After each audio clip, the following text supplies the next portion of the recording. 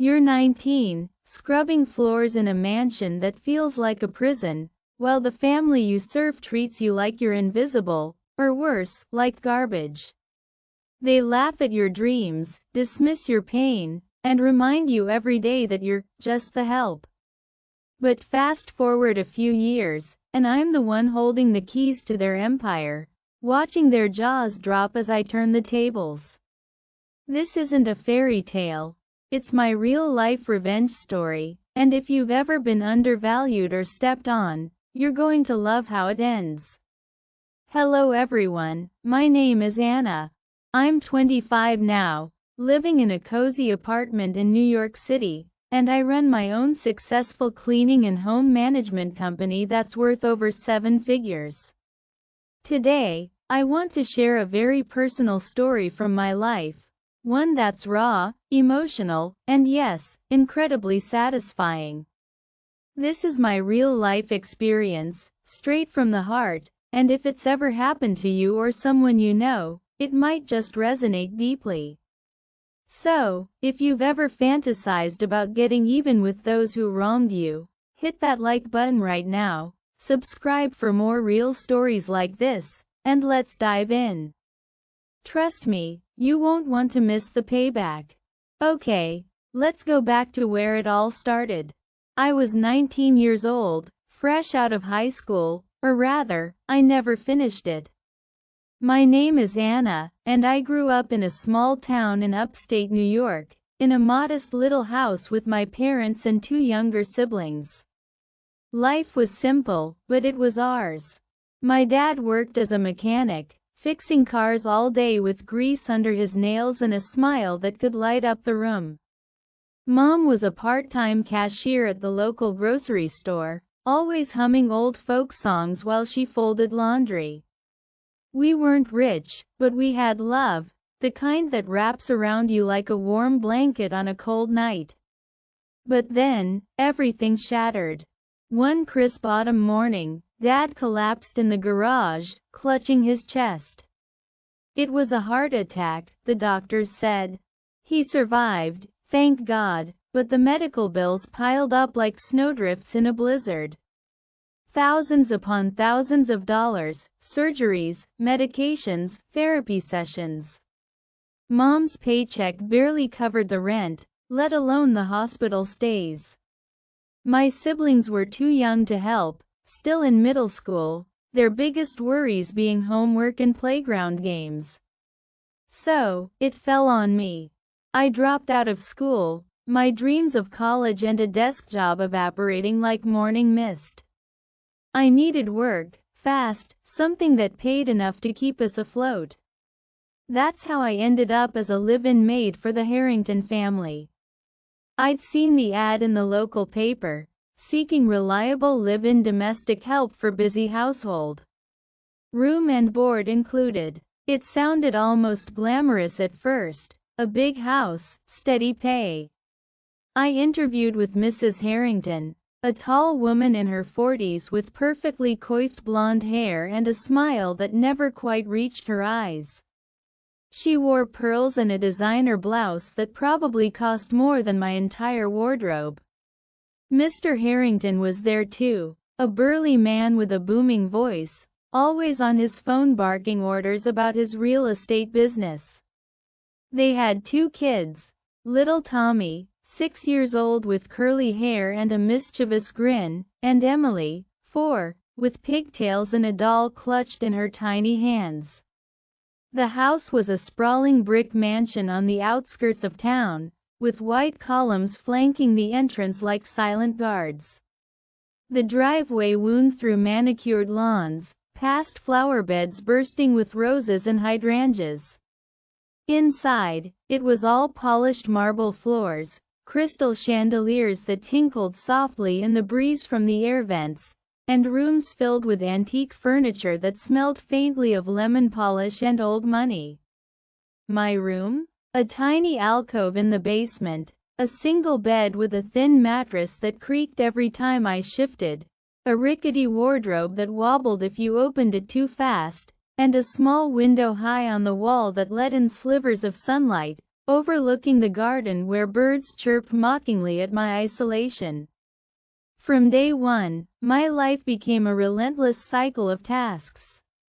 I'd wake at 6 a.m. to the shrill beep of my alarm, my body aching from the previous day's labor.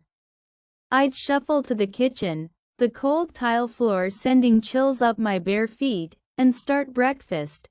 Eggs scrambled just so for Mr. Harrington, oatmeal with fresh berries for the kids, and a green smoothie for Mrs. Harrington, who was always on some diet.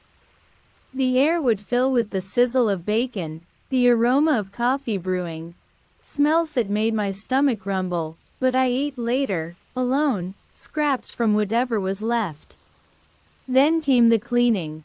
Dusting the endless shelves of books in the library, books I'd glance at longingly, wishing I had time to read them.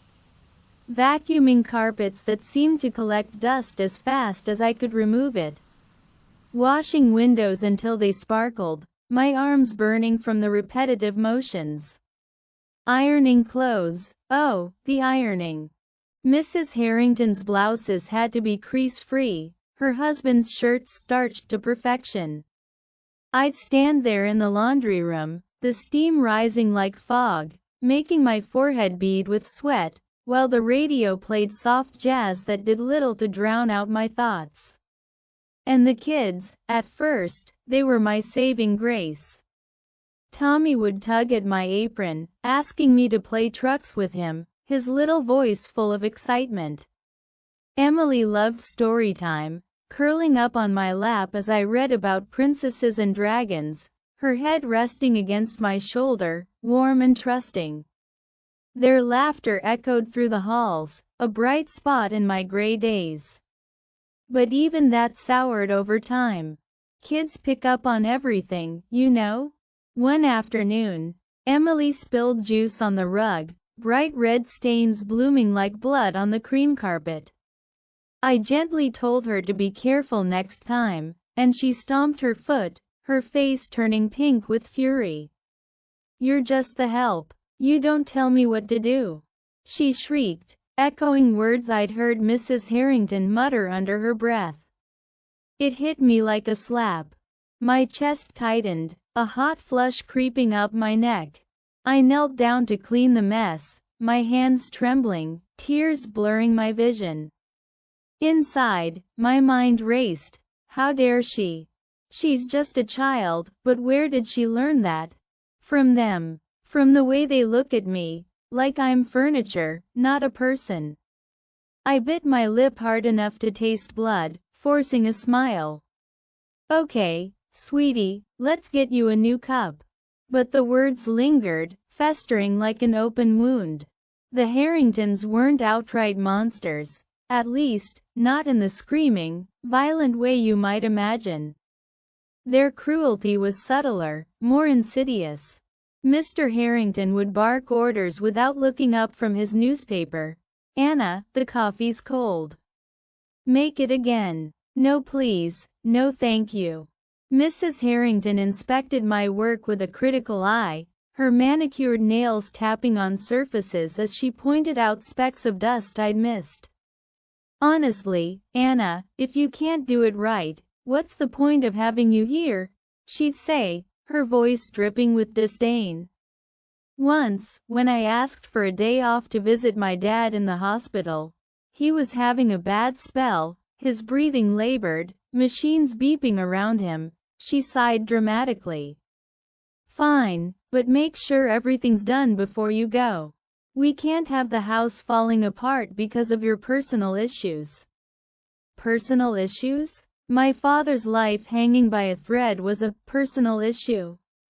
I nodded, swallowing the lump in my throat, my fists clenched behind my back. That night, alone in my room, I curled up on the bed, the springs digging into my side, and sobbed into my pillow. The walls felt like they were closing in, the air thick with the scent of laundry detergent and my own despair.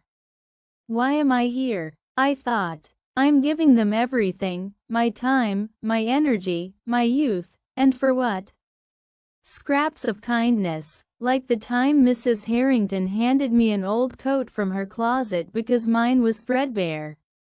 "Here, you look cold," she said, not meeting my eyes. It was warm, sure, but it felt like pity, not care. I was an employee, a cog in their machine, not family. Loneliness gnawed at me constantly. The house was alive with noise, the kids' giggles, the clink of silverware at dinner, Mr. Harrington's laughter booming from the dining room as they shared stories over steak and wine. But I ate in the kitchen, perched on a stool, listening through the thin walls. My fork scraped against the plate, the sound echoing in the empty space. Birthdays came and went unmarked. I'd blow out an imaginary candle on a leftover muffin, whispering happy birthday to myself. Holidays were the worst. Thanksgiving with the Harringtons feasting on turkey and pie, while I served and cleared, my mind miles away with my own family, who could barely afford a simple meal without my checks. I missed them so much it physically hurt, a dull ache in my chest that never fully went away. Phone calls home were brief, stolen moments after the kids were in bed. "How's Dad?" I'd ask Mom, my voice cracking.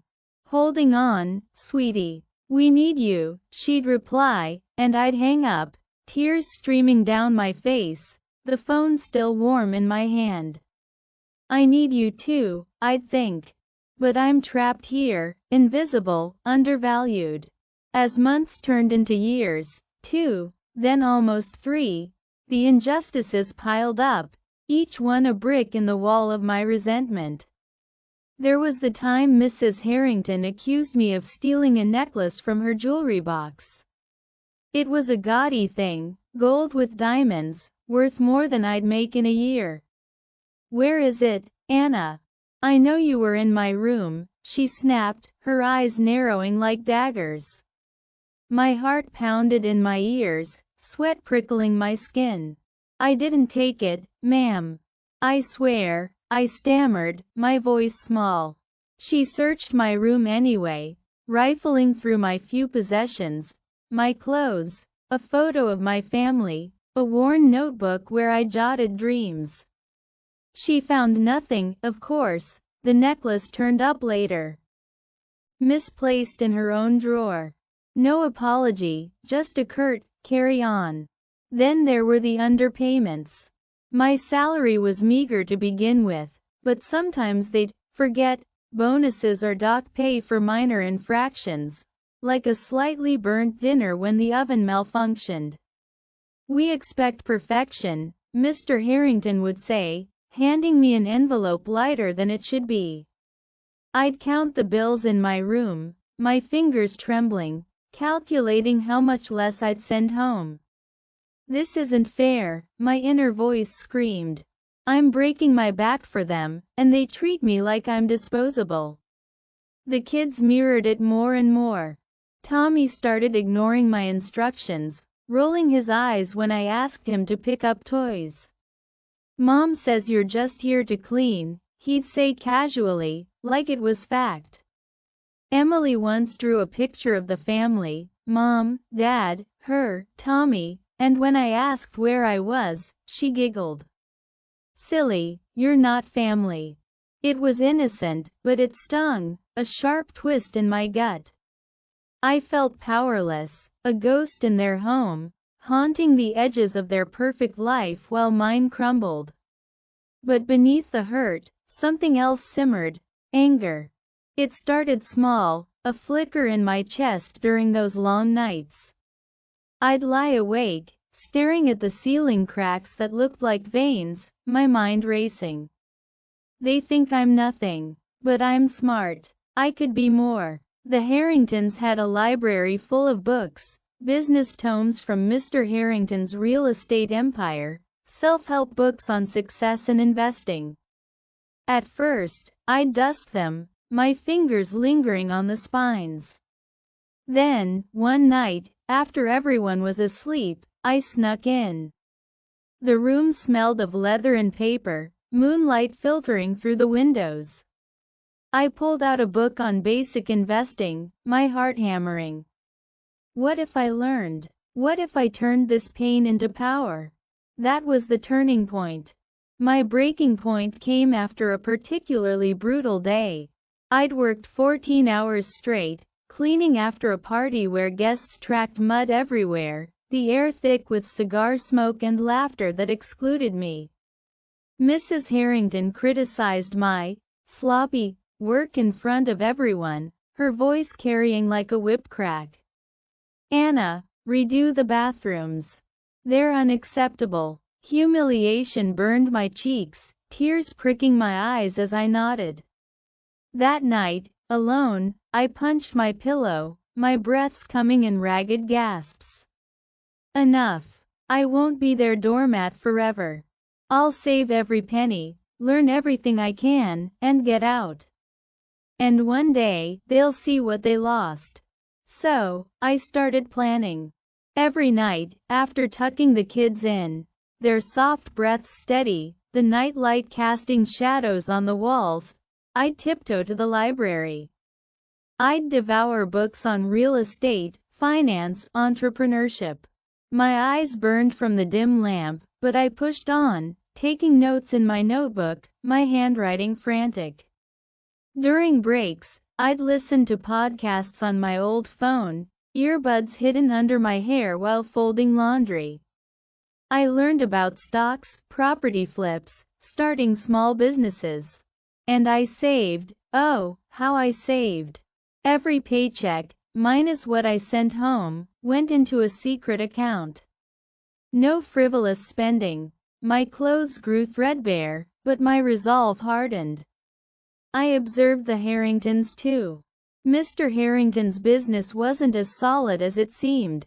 I'd overhear calls in the study, arguments with partners, risky investments in overvalued properties. "We'll flip this mansion development quick," he'd boast, but I saw the stress lines on his face, the way his hands shook when bills arrived. Mrs. Harrington spent lavishly, designer bags, spa days, ignoring the warning signs. They're building on sand, I thought. One storm, and it crumbles.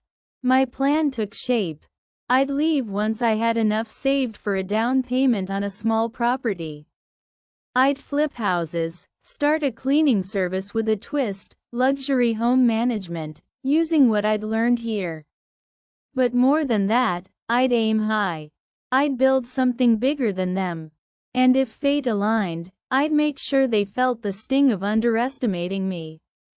After nearly 3 years, 1,095 days of scrubbing, serving, and swallowing my pride, I was ready. My savings account held $15,000, scraped together from every underpaid check and skipped meal. I'd studied relentlessly, earning an online certification in real estate basics during stolen hours. My dad's health had stabilized, thanks to the money I'd sent. Mom's voice on the phone was lighter now. It was time. I gave notice on a quiet Tuesday morning. The kitchen smelled of fresh pancakes I'd made for the last time. Mrs. Harrington blinked at me over her coffee cup, her perfectly arched eyebrows furrowing. "Leaving? But Anna, where will you go? You're just a maid." Her words dripped with condescension, a smirk playing on her lips. Mr. Harrington chuckled from the table. "Good luck out there, kid. The real world isn't kind to dropouts." The kids stared, confused, Emily clutching her doll tighter. I stood tall, my voice steady despite the butterflies in my stomach. "Thank you for the opportunity. I'll be fine." Inside, I seethed. "You'll see. You'll all see." I packed my few belongings, clothes, the family photo, my notebook crammed with notes, and walked out the front door. The driveway gravel crunched under my feet, the mansion shrinking in the rearview mirror of the bus I took to the city. Freedom tasted sweet, like the first breath after drowning. In New York, I crashed with a distant cousin at first, Her tiny apartment a far cry from the mansion but filled with warmth. I got a part-time cleaning job to tide me over, but I didn't stop there. With my savings, I bought a rundown studio apartment in a sketchy neighborhood, a fixer-upper. Days blurred into nights of painting walls, my arms splattered with white, the smell of fresh plaster filling the air. I flipped it in 3 months, selling for a 30% profit. That money funded the next one, then another. Word spread. I started Anna's Elite Home Services, not just cleaning, but full home management, organizing, staging for sales, even consulting on investments. I hired other women like me, undervalued, overlooked, and paid them fairly, with benefits. Business boomed. Clients raved about our attention to detail, the personal touch. Within 2 years, I had a team of 20, offices in 3 cities, and revenue hitting 6 figures. I invested wisely, stocks, properties, watching my net worth climb. By 24, I was a millionaire on paper, living in a penthouse with views of the skyline, my kitchen smelling of my own cooking. Hearty stews like Mom's, shared with friends who saw me for me. Then, karma circled back. I got a call from a real estate contact. The Harringtons were in trouble. Mr. Harrington's risky developments had tanked in a market crash. Debts mounted, millions owed to banks, partners suing. Their mansion was on the auction block, foreclosed. Mrs. Harrington's spending had drained reserves. They were selling everything to stay afloat. The kids, now older, were pulled from private school. I couldn't resist. I attended the auction anonymously at first, dressed in a sharp suit, my hair styled, confidence radiating. The room buzzed with bidders, the air thick with tension. The mansion looked the same, white columns gleaming under the sun, but the gardens were overgrown, a sign of neglect. When bidding started, I waited, my heart pounding like a drum. Numbers climbed. $1.2 million, $1.50. At $2 million, I raised my paddle. 2.5, I said calmly. Gasps rippled. The Harringtons were there, seated in the front, faces pale. Mr. Harrington's eyes widened as recognition dawned. Anna, he whispered hoarsely. The gavel fell. Sold, to me. I approached them afterward, the deed in hand. Mrs. Harrington's makeup was smudged from tears, her pearls clutched tightly. What? How? She stammered. Mr. Harrington looked deflated, his booming voice reduced to a mumble. We need a place to stay. Just until we get back on our feet. I paused, letting the moment stretch, savoring the shift in power. My skin tingled with triumph, a rush like adrenaline after a long run. This is it, I thought. The payback they've earned. Remember when you called me, just the help? I said softly, my voice even. When you accused me, underpaid me, made me feel worthless? I built this from the scraps you gave me. And now, you need my mercy. They begged, apologies tumbling out, excuses about hard times. The kids hung back, shamefaced. Emily, now 7, whispered, I'm sorry, Anna. It softened me a bit. Kids aren't to blame. But for the adults? I set terms. They could rent a wing of the mansion at market rate, working for my company to earn it, cleaning, managing, under my supervision. You'll learn what it's like, I said. To be on the other side. Watching their faces, shock melting into humiliation, anger flashing then fading to resignation, was electric. Relief flooded me, a weight lifting from my shoulders. Validation surged. I wasn't nothing. I was powerful, resilient. Tears pricked my eyes, but they were triumphant ones. Justice, served cold and satisfying. Looking back, this story isn't just about revenge, it's about karma, resilience, and the sweet taste of justice when it's earned. I learned that pain can fuel growth, that underestimation is a gift if you use it right. Life's not fair, but sometimes, with hard work and a bit of fate, you can tip the scales. If you've been through something similar, remember, your story isn't over. Turn that hurt into hustle, and watch the world bend. Phew, that was intense, right? If this story fired you up or gave you those satisfying chills, smash that like button. Let's get it to 10,000 likes. Drop a comment below. What's the most epic revenge you've ever seen or experienced? Did it feel as good as this? And if you want more real-life tales of triumph over injustice, hit subscribe and turn on notifications. I've got plenty more where that came from. Share this with a friend who needs a boost today. Thanks for watching, everyone. Stay strong, stay vengeful in the best way, and I'll see you in the next one. Bye.